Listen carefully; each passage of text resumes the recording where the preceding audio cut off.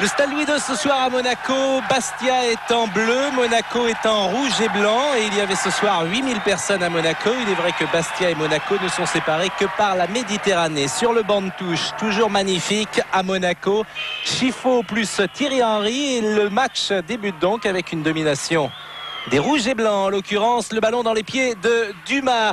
Anderson qui est sorti, Benarbia qui glisse le ballon à Collins sur la gauche, un contrôle et c'est dedans.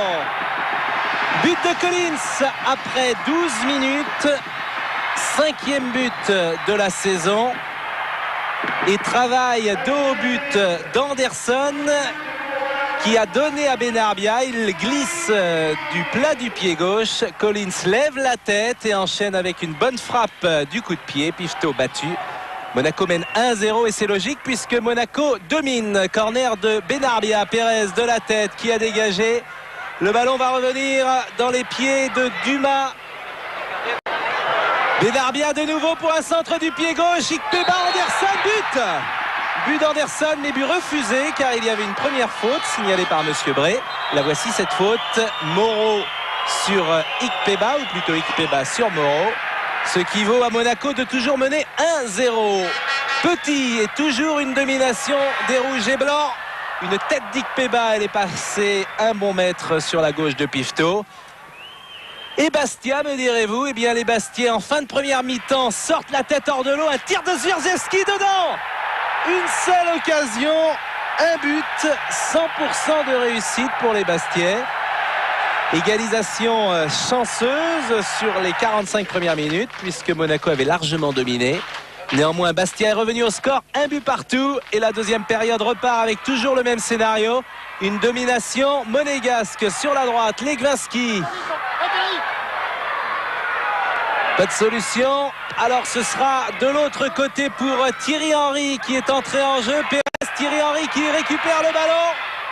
Un centre, talonnade Anderson et Ikpeba au-dessus de la barre. C'était plus dur de mettre le ballon en hauteur que de le mettre dans le but. Toujours un but partout et il reste moins d'un quart d'heure à jouer. Henry dans la surface, toujours face à Pérez, et il est passé cette fois. Henry, faute de Moreau qui retient par le maillot Grassi, également entré en jeu. Que dit l'arbitre? Ce sera un pénalty. Et c'est vrai qu'elle existe cette faute de Moreau. Il a retenu par le maillot le Suisse. Monsieur Bray a signifié le point de pénalty. Voici une occasion en or pour Anderson de donner l'avantage à son équipe. Il s'élance et il marque. Mais Monsieur Bray redonne ce pénalty à retirer puisque Legwinski, le monégasque, est entré dans la surface de réparation, ce qui est interdit avant la frappe. Deuxième chance pour Anderson ou pour Pifto, c'est de l'autre côté, c'est magnifique. 2-1, 16e but de la saison du Brésilien. Il est important ce but puisqu'il permet à Monaco de prendre l'avantage. 2-1. La fin de match à présent avec Blondeau dans le couloir droit. Benarbia, 1-2, Blondeau, ballon perdu récupéré par Benarbia face à Roll. Toujours Benarbia et c'est superbe ce qu'il arrive à faire. Il transmet à Anderson.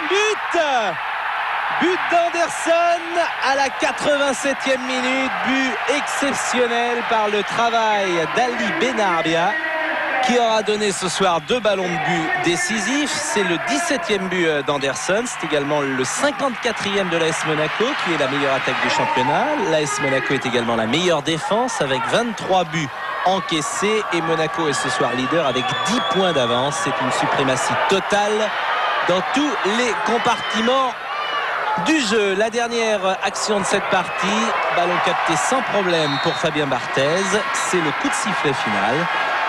Victoire de l'AS Monaco 3-1 et nous écoutons le héros de cette partie, Ali Benarbia. Disons qu'on aurait dû tuer le match à 1-0 puisqu'on a eu quelques occasions de but. On a mal disposé pour essayer de marquer. Puis on prend ce but contre le cours du temps et les Bastiais ont tenu ce score un bon moment. Et à force de pousser, on a réussi à marquer 2 buts à la fin. On a essayé de faire un jeu égal avec Monaco. On est arrivé pratiquement jusqu'à la fin. Puis bon, voilà, arrivé, on perd. Est-ce que vous trouvez que cette défaite est logique? Logique, non, je crois pas. Non. Pour un nul, je pense que ça aurait été équitable. Mais bon, le destin, ça a voulu autrement.